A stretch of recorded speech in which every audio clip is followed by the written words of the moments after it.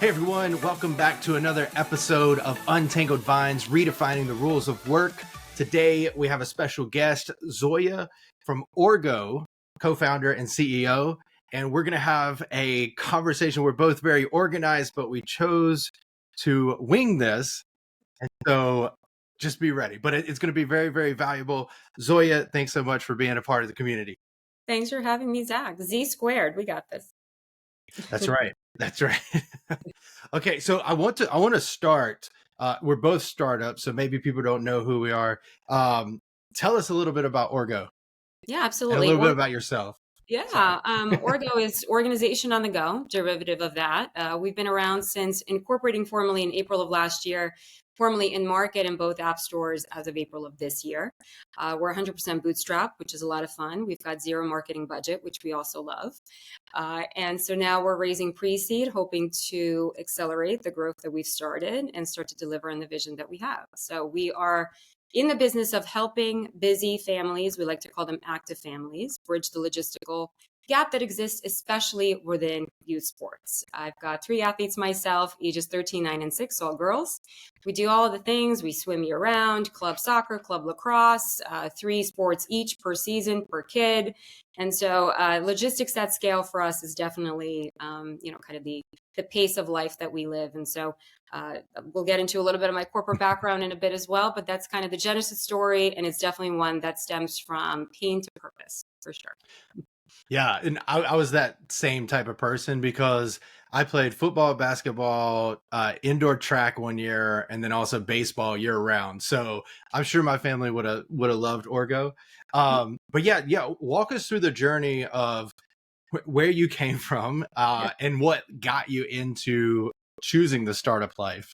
Yeah, for sure. Definitely is a choice, right? I mean, you've definitely chosen it yourself as well, and it's a little bit of a masochistic step, but we love it for all the reasons that we do. But I spent 20 years of financial services and corporate as my own background. My degree is in tech. I've spent all of them in the East Coast, and so no shortage of banks and financial services to contribute to. And I would oversee large tech teams, primarily alongside anything that was a consumer tech, mobile app, web interfaces. I did some M&A and of course, lots of integration work that would stem from that. And so 20 years go by pretty fast when you're kind of in that grind. And so upon the 20th mark was not this past winter, but the winter prior is when I had my probably a bit of an existential crisis, started to ask some questions, regarding what the next 20 years were going to entail. And shockingly, the answer was not this.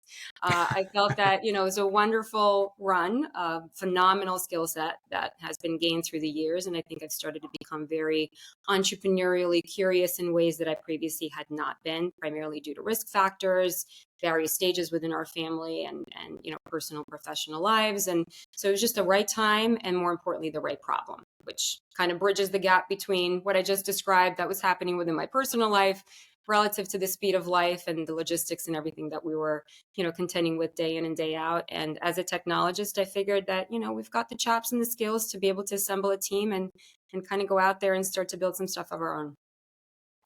Nice. Yeah. And so you worked in the financial services industry, but you were on the tech side. And I like this is about the future of work. So I want to kind of talk about your employee experience a little bit because I know that a little while ago, it was great to be in the tech space, but the financial services was still hustle mode, right? So what was your employee experience like there versus now? Because I know that you guys are operating kind of flexibly, a little bit majority remote, but you still meet in person. Sure. So maybe kind of tell us about that. Absolutely. It's all positive too. Working for banks, large enterprises, you've got a ton of resources. In fact, I would personally seek out those organizations that culturally were aligned with, some of the mission and impact type areas that I felt comfortable and really passionate surrounding. So anytime I would get into a new enterprise or an organization, I'd ask questions like, do you have ERGs? What is typically, their construct like? Do you have women in tech participate in forums? Do you fund personal development opportunities? And actually pretty early in my career, MetLife was one that where I'd spent the bulk of my early career, was phenomenal with providing those resources, whether it was professional development or specifically women in tech, and really kind of growing that within the employee experience was where my expectations of what it should be were set. And I've been looking for those ever since, and been lucky to match for the most part, plus or minus those experiences along the way. And so I think within financial services specifically, there are requirements, Mhm. plus or minus, to have some of those resources be made available. But culturally specifically, I made it a task for myself when I would seek out those new opportunities to make sure that they were in place. But that certainly, I think, is the case where maybe we were lagging, Mhm. banking wise, behind some of the leaps that had been taken elsewhere, in other parts of other industries. But nonetheless, again, all positive experience otherwise. So, Nice. And I know that so with Orgo, whenever we spoke before, I don't know if you're there yet or not. So if not, we can cut this out. But no, I that's it. know that I know that part of Orgo is the family side of things, but you're also thinking about B2B at the same Yeah. time, right? Um, how do you see Orgo kind of incorporating and being a part of a business to business approach, and kind of to keep those elements of a good work experience coming through, but with a platform that is kind of focused on life instead Yeah. of, I mean, well, it could be both. For sure, for sure. No, I appreciate that question very much because they're very much related. So, what happens is we are an individual that spans both the professional and personal lives. And now more than ever, with future of work that recognizes hybrid environments, and yes, some of us are coming back into the office more than others, but nonetheless, there was a period of time when the two worlds were really combined into one. Some, again, Hmm. are being separated, others are kind of remaining as such. But we are that individual that spans the both. And I was one that did as well. And I made an observation where within my professional life in the office, I felt utmost productive. Like, Hmm. organized people as you and I are, we would look for tools, ironically, Yeah. right? The very one that you're building to organize information, to make it be readily accessible, to be able to traverse through change management seamlessly. Like, those are all things that would soothe my brain.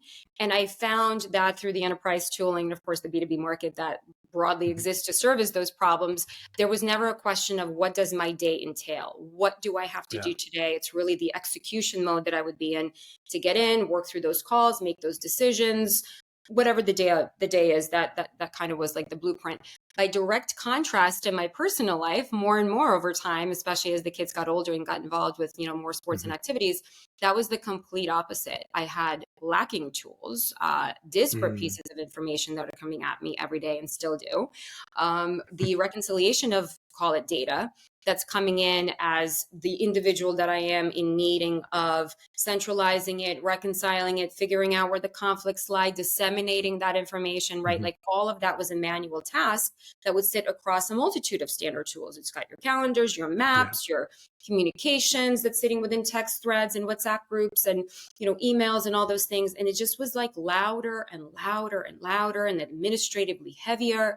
And I became incensed, first and foremost, not only as a parent, but as a technologist, in making this observation to say, it doesn't have to be so. We have a Hmm. precedent for this being better elsewhere in industries that are a bit more technically mature, B2B, of course, being one, and consumer is really not really kind of keeping up with that level of ingenuity, innovation, integration, et cetera. So this Hmm. concept of organization on the go, or Orgo, again, stemmed from the pain point specifically of, yes, sports parenting, logistics, the comings and the goings, the finer need for clarity, precision, points of handoff. We operate at kind of like a different frequency as sports parents do. But the broader issue was just relative to lack of integration and fit for purpose tooling that Hmm. are more so in line with our consumer world. You can call it fam tech. We're more so sports tech aligned because Hmm. that's kind of the ICP that we're trying to serve. But the problem is fairly universal. And so that was the impetus that said, there is a precedent, there is a white space, many are going after it. We love those, Hmm. adjacent folks very much, and we appreciate the work that they're doing alongside us. We're tackling the problem slightly through a different lens. We'd like to come in and participate kind of within this problem solving, period that we seem to be all in. And so it's all one and the same. It comes down to tools, but it really does think about the individual and the life that they lead outside of the office. We can Hmm. talk about next in terms of what happens when they're both in the office and how we should think about them, in the straddling of the both. But that's a little bit of more of the genesis story of how the corporate aspect started to inform some of the observations that I was making, on the personal side. Yeah, yeah, we can go there. I was going to ask, have you seen a different approach from people who are both like spouses working in the office versus maybe one working in the office, one working at home, or both working at home. Yeah. Um, are there any things that you can pull out from your customers? Yeah, I mean, there's always a difference of physicality. So who's actually doing the driving, the picking up, Hmm. right? That does depend on who may be home. Some of us are coming back into the office, as we said, you know, um, more frequently than others. But Hmm. at the end of the day, the information flow should be shared. And there's many Yeah. of us who are arguing for that to be the case. And luckily, what we are seeing, especially, again, I'm biased because I'm sitting and kind of talking to our sports parents all day, but the nature of the sports parenting relationship, for the most part, is one that lends both partners to have some level of participation, whether one is coaching and the other one is covering, or one is driving, the other one is carpooling. There's text Hmm. threads where both parents are on the receiving end of updates and team snaps and, league management apps that they're all kind of on the receiving end of. So it definitely is a multiplayer kind of Hmm. all family, all hands on deck type of construct, which is very helpful to us because that's precisely how we want the information to flow and exactly the experience that we want to both to emulate as well as design into. So that Hmm. construct, especially as more of the younger parents are stepping into this like middle parenting stage and they're inviting Hmm. technology into their home, it's not even so much about who's in person and who's remote, but really who's in possession of the data and who's really empowered to act on it with clarity, be able to delegate it without all of the administrative load that really used to sit on a primary parent, I would say. But if everyone's Hmm. receiving the information and everyone can kind of what we say own their day, well, it really starts to take the burden off of a singular person and starts to disseminate that a bit more equally, which is an outcome we'd like to see more of. Yeah, and I'm just thinking about my own life with my wife, and we have a calendar downstairs in the kitchen, and obviously it's manual, and we write it in. But I constantly, and she probably gets mad at me, but I constantly am asking, like, we're going to New York soon, Oh, and good. Mhm. I think it's the 14th through the 19th. But if we You had should check the Orgo, calendar. exactly, exactly. And so I definitely see the need. And if anybody's like watched this podcast or listened to it before, they might be like, why are you talking about a family app or sports app? And the reason is that, like, I mean, yes, Grapevine, like, we're kind of doing similar things, but with different audiences, and we're trying to centralize communication and information Yeah, and be able to disseminate and operationalize. I stole that word from you. that's right. Um, to, Down. yeah, and so to operationalize that in distributed teams, and so, but the other thing is that, like, as we become more distributed, as we become more flexible in our workspace, life and work blend together. So how do you see this, and maybe this isn't doesn't fall in line, but like, how do you see it helping people in their work life? I don't like saying balance, I say like work life harmony, but how do you see this potentially helping? And yeah, I'll let you take it away. Absolutely. So I'll tackle it from both sides, and I appreciate that. So one is the individual, one is the utility and the tooling. So personally speaking, I can cite from experience and continue to observe, say my husband who does go into the office, and I recall very clearly times when I would physically need to step out or shut down earlier Mhm. because there was a game at 4:30, or my husband was coaching and we really wanted to show up for our kid in that way, and I would have to take a call in the parking lot. And we observe this all the Yeah. time. There's always somebody who's like squirreling away, trying to take a call, and tying it back to corporate structure, corporate culture rather. Mhm. There's room for recognizing the fact that the parental journey is one that spans, yes, of course, outside those four walls, proverbially, but there's also time that we choose to dedicate outside of the workplace that's worthy of recognizing, and there shouldn't be any shame that we feel around the need to step away for those extra 30 minutes or an hour. That work Yeah. will be compensated for, and it will be done at 8 p.m. when I sit back down after my kids are, after their homework or whatever it is. And that's a lie because we have Yeah. sleeping dinner at 9:30 when they come home from swim. But at some point later in the evening, that sit down will happen again and the work will continue. And that's the beauty of hybrid work, is that we are able to kind of flex on and off as those windows present themselves. But I distinctly recall, and maybe, viewers and listeners can relate to this moment for those that do. It's this like, I don't want to see it. Yeah, I want to appear that I'm online, but I'm also Yeah. kind of like sneaking away to do this thing. But it's an amazing thing. You are giving your time, you are supporting the next generation of, call it, youth, and certainly your family. If you're giving back your, your volunteerism, et cetera, to strengthen the community, et cetera, like that's amazing. That should be Hmm. celebrated. That should be galvanized as a corporate kind of, imperative almost, to say we celebrate those who give back their time first and foremost, and who want to participate in their kids' lives in that way. So firstly is to recognize that that's a positive thing, Hmm. and then also in that recognition of where, let's say, I selfishly am within this stage. My kids, I mentioned, are 13, 9, and 6, so I've been here a while in this stage, and I will be here for another 12. So Yeah. it's a long-winded journey. And in my experience, and maybe it's changed and depending on the organization, but I recall also as part of, say, employee benefit packages, there's a lot of care and resources for maternity leave and after you come back, or some corporate development that's kind of happening Hmm. alongside your career. But recognizing the parental stage that I will be in the longest, I'd call it the active parenting stage, where many of these extracurriculars become part of my everyday life. And that's where my, you know, stress stems from. Give me some resources and support there. It's the most financially, Yeah. like, intense period of my life as well, where they're just sucking me dry with the clubs and, the gear and then the travel and all of that. So there's a lot that comes alongside. Of course, it's a choice and it is a privilege for sure. But Hmm. nonetheless, let's recognize that that's where the bulk of our workforce is kind of in. We don't want that workforce to leave at a very mature state of their career, yours and mine included. We want to Yeah. keep and retain that talent, because God knows we don't want to acquire it. And then, we really want to recognize the parental journey that they're in. And so, how Orgo can play into that, by the very little angle that we're trying to kind of infuse into Hmm. that conversation, is to say, yes, let's recognize the parent that's participating in this lifestyle. Let's make sure that that's another resource that's given to them.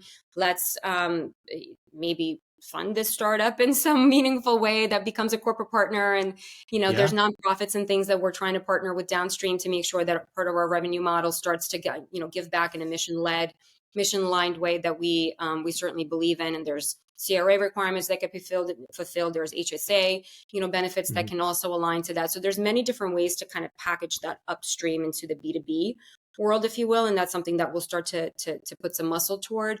But that's really a little bit of the vision, is to say, let's Hmm. recognize the employee that already is.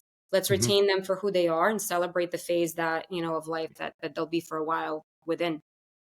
Yeah, and as you were speaking about this topic specifically, the way that I see Orgo possibly blending into to B2B, like even a partnership with Grapevine. I'm not putting you on the spot. I'm just Oh, thinking. I'm happy to design a spot. We'll put a whiteboard up here. We'll do a whole There we session. go. There we go. um, what I was thinking is like um as we again get more flexible, as we get people working remotely or just in different locations, different time zones, it's very crucial to respect other people's Yep. time. Yep. And with that different time zones, like for example, we're both on the East Coast, but like if somebody was on the West Coast, or our development teams in Pakistan, right, so they're 6 to 9 hours ahead of us. And if I try to schedule something Yeah. and our product manager is out with his friends, like that's not good. That's not a good experience. And so I could see where the calendar that we have for work Yes. blends into the calendar It that we must. have for life. Yeah. And you are able to shut off because they could see, oh hey, Zach is at his son's soccer game or something, Well, there's a block, because we don't want to show that that's where Zach Oh, is. okay. There's at least a shadowing block of some sort that says, hold on, let's honor Zach's unavailability during this particular window. That As an is true, because like you don't, some people want to keep their personal life personal, and even though it does blend in with work, it doesn't mean that they need to know everything, right? So that's a good call out. Am I thinking about it correctly, or yeah? It's the holy grail, is really that's the biggest request. We get two biggest requests. One is very much within our control that we're actively working on. The second is more aspirationally the case, but something that we should all be working toward. And this is where organizations can take more of an active role in that. The first is integrating with other calendars. Duh. Like, we Yeah. can't sit alone. The only time that we make sense is when, the upstream information starts to flow into us, and We're in the process then of augmenting that with all of the Hmm. special sauce that Orgo offers. And to cite that specifically, it's the recognition that, let's say, a soccer game that otherwise lives on a standard calendar is 3 to 4 p.m. Us Hmm. sports parents and just people at large that live in IRL would challenge Yeah. that to be reality, because 3 to 4 is never 3 to 4. There's driving Mm. time to and from, oftentimes specifically in sports, which is why this is such an important use case for us. Many times you're being asked to arrive up to an hour early before a particular practice or a Yeah. game. That's a significant chunk of time that doesn't live anywhere, that's not represented anywhere as a potential conflict down the line. There's preparation time involved as well. There's at least 15 minutes where I got to like yell at my kid to get their shit together and like look for the jersey that we don't know where it is, and like, you know, Yep. where all the latest gear may be. So there's a whole timeline. And then we overlay that with drivers as well. Who's driving to? Who's staying Yeah. at? Who's driving back from? Sometimes Tuesdays, but never Wednesdays. Like, all of this is a multifaceted, multi-layered kind of matrix that Yeah. is what we use multiple tools today to triangulate and like manually reconcile to figure out what's where do we need to be, who do we need to tell where to go, and that's kind of where it all falls apart. So if we can centralize that in the ways that we've started to, and then build in those additional Yeah. integrations, build in, pull down from upstream, you know, become much more of that centralized, I would say, aggregator, that is the Hmm. holy grail. So integrating with Google Calendar, sure, we're Yeah. working on that. That's definitely an attainable and known entity. Integrating with Outlook that has Hmm. firewalls, that's an organizational decision that they Yeah. can become empowered to make in a way that you've just outlined and described could exist, that there's some shadowing indications of conflicts or unavailability that informs scheduling decisions, et cetera. And so maybe Yeah. that's enough at least to recognize that there's some boundary to respect. Because again, if we don't represent time fully and we just Hmm. have 3 to 4 p.m., that's not someone's actual reality. So our first Yeah. job, and really the foundational effort that we've taken on as a bootstrap team, is measure time accurately, like reflect the end to end. And I promise you 3 to 4 very quickly becomes 1:15 to 4:30. Yeah. And that doesn't live anywhere. And that's a significant deviation from what you thought was your reality. And then you Yeah. got multiple kids that are sitting alongside that. And then you've got very finite amount of people who are able to kind of take these, you know, packages to and from, if you will, in like the logistical sense. And then next thing you know, you've got friction. So we're trying to Yeah. resolve that friction and enable decision-making processes in a way that like clarifies, at least at the very minimum, roles and, you know, who needs to be where. Yeah. And so I want to talk about I want to give you the opportunity to say anything that you haven't said yet, but I do want to talk about how you're leading the team, because I know it's a mixture of remote and in person. But before we go there, is there anything specific? Because I know we haven't gone into the details of Orgo, so if you want to like touch on Go those, on the let me know. website, www.orgohq.com. It's all there. It's not rocket science. The beauty of having a product is that it is discoverable, and we should be making Yep. it all the ways that it is. And so the website's a great place to start. You'll see a little demo video. You'll kind of see how it all becomes, you know, animated. The problem statement is very clearly laid out. And if you are triggered in the way that most of our target demographic is triggered as you're kind of walking through the website, then we know that you're Yeah. you are our people and our ICPs. So that's the challenge. Go out to orgohq.com and see if you're pained. Nice, So nice. Yeah, yeah. I'll say this before I switch gears to that next question. As I was reading through it, I was like, because we're about to have a kid in February. The first one, we're nervous, we're scared, all that good stuff. And we know that this part of life It's is coming coming. to us. Yeah. But even then, like, I mean, we have like yesterday, my wife had an ultrasound appointment, right? And I probably asked her like 4 times. And so, I mean, you still want to communicate as a married couple. Like, let's not. Let's not be fooled by what this is. This is Yeah, yeah, marketing one. You're hearing me talk to an ICP that we have identified that we must be special for and target directly in the beginning, right? Like that is yeah, the depth that we must build. Is this a utility that can be used by anyone? Absolutely. Like yeah, it yeah, is yeah, yeah, not yeah, Orgo Kids, Orgo Fam, Orgo Sports. So our aspiration eventually is to land and expand, but good business sense will say not to do that out, you know, oh out the yeah, gate. So yeah. feel free to download and use regardless. It is free, but exactly right. It is universal Yeah. concepts. Yeah. We're the same way because like we promote our product as distributed teams, hybrid, flexible, and remote. But at the same time, if you're a specific department that has like 50 to 250 people, I mean, Same use it. problems. Yeah. Exactly. So, okay, now I want to ask you about remote leadership. First, before we go there, whenever you were in the corporate world, were you 100% I can't even talk, in office?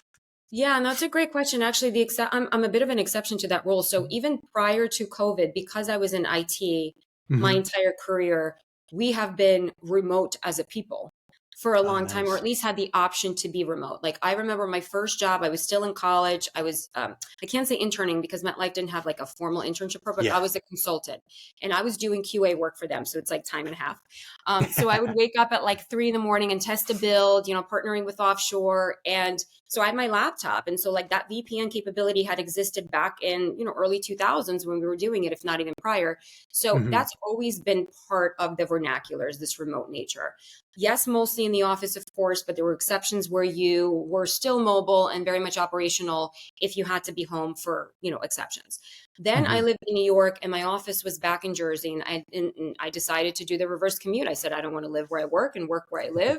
There's a Yeah. chapter of my life where I'd like to be either in Hoboken or New York City. And so I lived in Midtown. I Hmm. commuted like literally bridge and tunnel every day to Somerset and Bridgewater, New Jersey. But there were certain days, I think it was like maybe 3 days on, 2 days work from home, or like whatever the flexibility was, even back Nice. then in those early days. So you had to have the discipline, you had to get up and like have your cereal, like open up the laptop, get on calls, and like all the things that would happen otherwise, perhaps even Yeah. more productively, even back when, right? Like we're not around the water cooler. We're not like lingering in the cafeteria and having conversations down in the parking lot. So in many ways, that productivity was felt very early on during those kind of days as well. But when we all went remote, I'm like, we got systems for this. Like we've been doing this forever. It is what it is. But the Yeah. way that we are now as a team, so the bulk of our team is in New Jersey, three out of Hmm. the four, and then our UX and product designer is in Manhattan. So we have Hmm. the luxury of getting together, but the nature of how busy everyone is, I should also qualify to say I am full time. The rest of my team is moonlighting. So they Hmm. still have their corporate roles. Most of them have families. And so the way that we Yeah. work together is we have very early morning stand-ups. Our morning stand-ups are like 6:45 a.m. Yeah. And we then, they've been coding prior to that, again, onshore at that Yeah. time zone, 5 in the morning coding, and then kind of, pull up and then do it again the next day and evenings and weekends and things. And so like that's been the bootstrap like Yeah. struggle that we've had. And so that's kind of the way that we work. But we try to get together at least once or twice a month in person. I have more flexibility to do that now with our UX and product designer who has left Hmm. his corporate role and is now Ah. freelancing and kind of feeling, his way closer and closer into the startup world. But otherwise, we try to get together once every 2 months or so in person as a broader team, whether for team Hmm. building or just having like what we call hackathons, where we get together in Yeah. the room and just like pound keys and like kind of, fix some bugs and make some leaps. But it's absolutely necessary. Like I Hmm. crave those days. We all look forward to them. We've met each other's families. We've had dinners Nice. with the spouses in celebratory like the launch and things of that nature. So everybody's very involved with one another's balanced, if you will, holistic self. Yeah. No, that's awesome. And I know that like before we hit record, you mentioned, I don't know if you want me to say this so we can cut it out. So you just got an office, right? Yes. So unofficially able to share that we got into a program that I applied through the state that was a pretty lengthy due diligence, to be honest. Like Mm, you would think that, and they were kind of working with and through a VC. So yeah. all the due diligence, data room, partnership agreements, like legal documents, all those things. So we just executed our agreements just this morning, but it will give us access to dedicated office space for 6 months. And Nice. so that will allow for this collaboration space that's not my living room, that's not, this room in here or wherever we meet in coffee shops and whatnot. Like that will be ours, possibly with an Orgo sticker at the door. I don't know. Hey, Delight me, surprise I me. rec I Or recommend it. Open to anything. I'll like pop a plant in there, make it home. Yeah. So that will be amazing only because it'll feel even that much more real. And so that Yeah. collaboration juices will just kind of start to flow even more. So we've got a whiteboard that I will be wheeling, into this space however we can. So we love that in-person aspect to the extent possible. And we are fortunate to have assembled a team that is able to work, in person in such a way. But as we grow, obviously that will continue to evolve.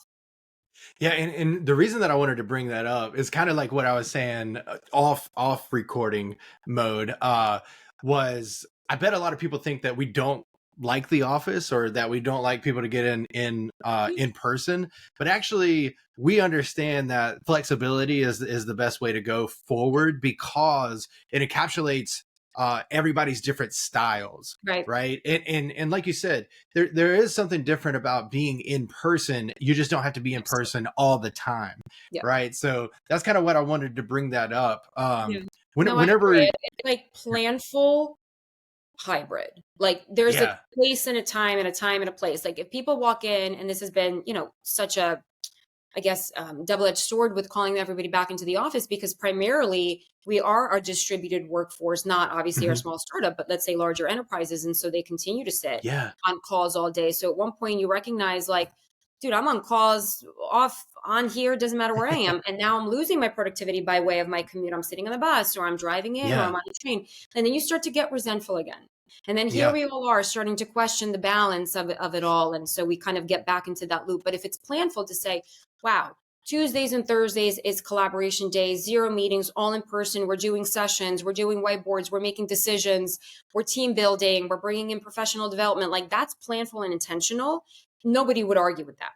Right. yeah. So, but if you kind of just throw that, hard and fast rule around, I think that's where that resistance will come back and question logic because it doesn't make sense all the time. 100%. And that's what I always say. Like the RTO policies would make sense if there were certain data or studies or performance evaluations that are tied to remote work attached to them.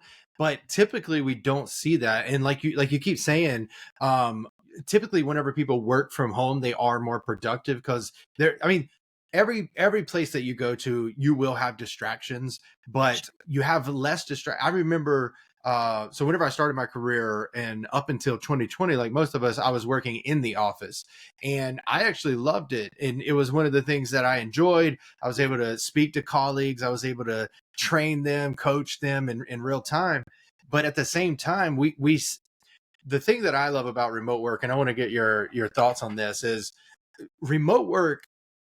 It takes out the ability to just get by Mm, where before, like whenever we were in the office, I felt like we were just getting by. Like we'll throw together a meeting, we didn't really think about it, we're having conversations, mhm. and that's kind Feels of it. good. Feels good. Yeah. Yeah, it feels good. But like whenever it goes to remote, it's like, okay, we actually have to think about how people are going to work. So we need policies, we need guidelines, we need communication charters, we need uh, Cadences, outcomes. cadences, Yeah. everything. Yeah, and a place to organize everything so they can find the materials that they're sharing. And so for somebody who has been working remotely for a while now, or let's say like back and forth, Yeah. what is like the biggest difference from whenever you were working corporate, not like a corporate startup question, but Sure. more so before pandemic and after kind of thing? What was remote work like then, and how do you see it evolved Yeah. currently? So the work that was remote was supplemental to the in-person, meaning Mhm, because you had ample opportunity like yourself to show up IRL and represent and package yourself mhm. in that way, remote was kind of like, oh, it's like a 1A version, like one version one is Zoya in the office, 1A is like, her in like pajama pants on, but Yeah. like, you know what I mean? Like Yep. literally today as we speak. What I observed was the first role that I had secured post COVID that was 100% remote due to circumstances, and we strictly operated Mhm. remotely. I joined a team brand new, and so I never had an opportunity for probably a year, if not more, to meet these folks in person. And they were a Mm. New York based company, so it had nothing to do with like, oh, me doing that in Georgia or Yeah. wherever. And so my number one observation at the time I recall was that where I said, I don't have my armor. I am stripped Mm. of my armor. I don't have my bag. I don't have my outfits. I don't have, it Mm. sounds silly, but that's who I presented as in the room. And that Yeah. was a big part of my brand. It was like, this is how Zoya shows up to a meeting. This is part of her polish. This is part of like, which, and I would like lean on that, like, I Hmm. guess heavily. And Yeah. then all of that got stripped away. And it was just like Zoya in pajamas. Well, what's the impact that Zoya brings to the table? What conversation is going to lead? What decisions are going to be made? We were all kind of stripped down Hmm. versions of who we really thought that we were presenting ourselves as, because none of those things mattered anymore. It was like, what's your Yeah. background? Is it blurry? You know, do you have some Yeah. sort of a background situation? And that was like the most pomp and circumstance anybody was able to bring to the table. And so that really, I would say, was an aha moment for me. I don't think it's as much of that anymore because we've all reconnected. We've all obviously fallen back into somewhat of like what norm could feel like. But Hmm. just being stripped away of that identity made me rethink about the way that I A, put probably way too much weight on that, and B, how do I then want to show up digitally and kind of lend my value in a very different kind of stripped down way. And I think it was the more authentic me Hmm. that continued to show up and still does. Like I don't wear any makeup on like on camera like I used to. I have Yeah. eyelash extensions on. You may literally take note of that. But that's an efficiency mechanism. That's so I don't have to do makeup in the morning. Point is that just like you show up authentically, you strip away some of those layers. And I think that we can just kind of get down not only to the work itself, but to Hmm. like the real versions of who we are. And I would welcome that all day long. So I Yeah. would definitely still put like a positive spin on that when done well, and the culture supports all else necessary to be successful within, you know, the day to day. Yeah. That it's funny because I was a very similar way. I was the person who wore a suit and tie, got there early, left late. Uh, like it was my personality. Yep. And I even remember the first job that I had was IT staffing and team lead, and I had a phone voice. I mean, everybody has a phone voice, but mine was a very much phone It voice. had bravado, yeah. Exactly. And you really do realize that you are kind of pretending, and you don't realize that you're going through life like that because everybody else is doing it. Absolutely. And then it is kind of, I've never thought about it like that actually, Armor. where, yeah. Yeah. And by being able to have this shift in work, it allows us to be authentically ourselves. And so I didn't think about that. So that's I learned a little thing. Yeah. Um, so okay, so what are this is just from left field. What are your? I know you talked a little bit about your vision for Orgo. Well, like in a perfect world, where do you see Orgo going, and what are your goals for Orgo? Yeah, absolutely. I mean, obviously fundraising is just a means to that continued vision. We're Hmm. definitely at a point at which capital infusion is strategic. We held off as far as we could. The company is now in position to put Hmm. it to work in a way that I doubt we could have in the same effective way it had it been earlier. So again, it's been all very intentionally timed. But besides that, we'd love to become an aggregator, at least specifically within youth sports. There's a lot of Hmm. decentralization, specifically around Yeah. team management apps and various, you know, league management systems, or even some that don't have it. And so there's just like a lot of disjointed data flow, again, kind of stripping it back down to that tech stack, if you will, that puts the emphasis and the onus on the individual to do the Hmm. work that frankly technology should. And so we really want to lift that burden, not only the mental burden, but really the tech burden to help, you know, the decision making prowess and all the things that we've discussed. So a lot of ideas there. It's a non-linear journey, as Yeah. obviously the founder life is and the startup journey is. And so we're just really excited to be the team that we have grown into, and continue to do more of that and augment that with additional resources that we would inevitably bring on board. And there's just so much work to be done in the space. So aligning with nonprofits, partnering and yes, building into and selling Hmm. upstream into B2Bs is definitely immediate milestones that we'd love to start hitting. So appreciate that question. And that's kind of what's up next. Awesome. Awesome. Well, we wish you the best. And thank you so much for being a part of Untangled Vines. And if anybody's out there listening, go to orgo.com and check. OrgoHQ.com. Oh God, Orgo HQ. We'll put it in the show notes Oh, so good. you Oh, won't. good. Listen, that um, URL that domain wasn't available, and we weren't paying that as bootstrap company. So really, it doesn't matter what the URL is as long as it's the right one. that's right. We did the same thing because it's grapevinesoftware.io, not Grapevine. So, but yeah, thank you so much. Is there anything else that you want to share with the viewers I think before we're we good. go? It's just Z squared signing off. All right. Thank you so much. And this has been Untangled Vines. All right. Thank you.